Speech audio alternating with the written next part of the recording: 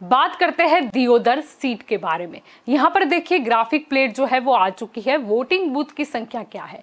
Voting booth की संख्या है 265। 2022 के इस चुनाव में कितने कैंडिडेट खड़े हैं, कितने उम्मीदवार आमने सामने होंगे? तो ये देखिए टोटल 5 कैंडिडेट यानी कि 5 उम्मीदवार।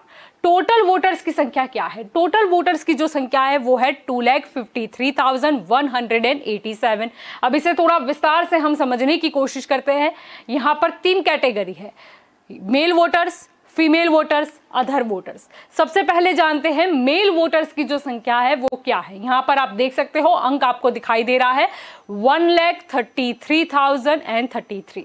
फीमेल वोटर्स की संख्या क्या है? 1,20,154।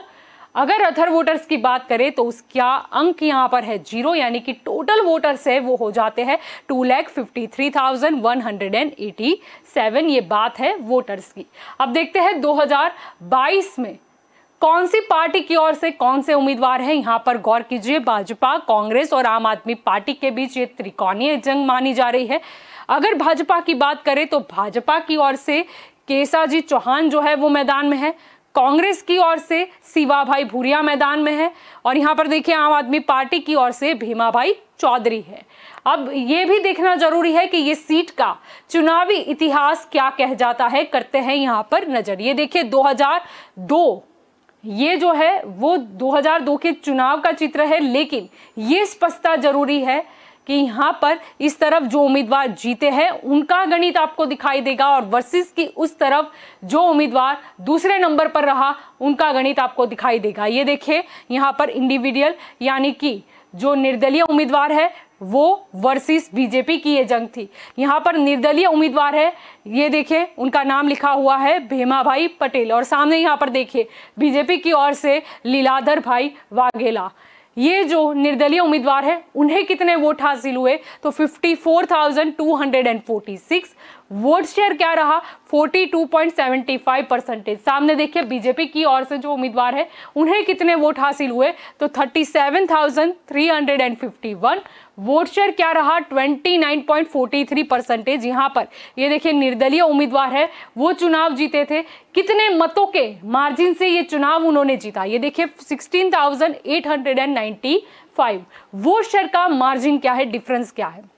ये देखिए 13.32%। ये बात है 2002। अब देखिए इसके बाद 2007 की हम बात करेंगे। यहाँ पर जो जंग है वो है बीजेपी वर्सेस बीएसपी। यहाँ पर देखिए बीजेपी की ओर से उम्मीदवार है अनिल कुमार माली और सामने देखिए बीएसपी की ओर से उम्मीदवार है मानसी जी वाघेला। यहाँ पर देखिए बीजेपी के जो उम्मीदवार हैं उन्हें कितने वोट हासिल हुए? तो 48,936। वोट शेयर क्या रहा? 37.49%। सामने बीएसपी की ओर से जो उम्मीदवार है उन्हें कितने वोट हासिल हुए? तो 28,544 और वोट शेयर क्या है? 21.87%। अब देखिए यहाँ पर बीजेपी के जो उम्मीदवार है वो चुनाव जीते थे, कितने मतों के मार्जिन से जीते? फासला क्या रहा जीत और हार का? 20,392। वोट शेयर का मार्जिन भी आप यहां पर देख सकते हो 15.62%। ये बात हो गई 2007 की। अब बात करने जा रहे हैं हम 2012 के बारे में। ये देखें यहाँ पर बीजेपी वर्सेस कांग्रेस की ये जंग है।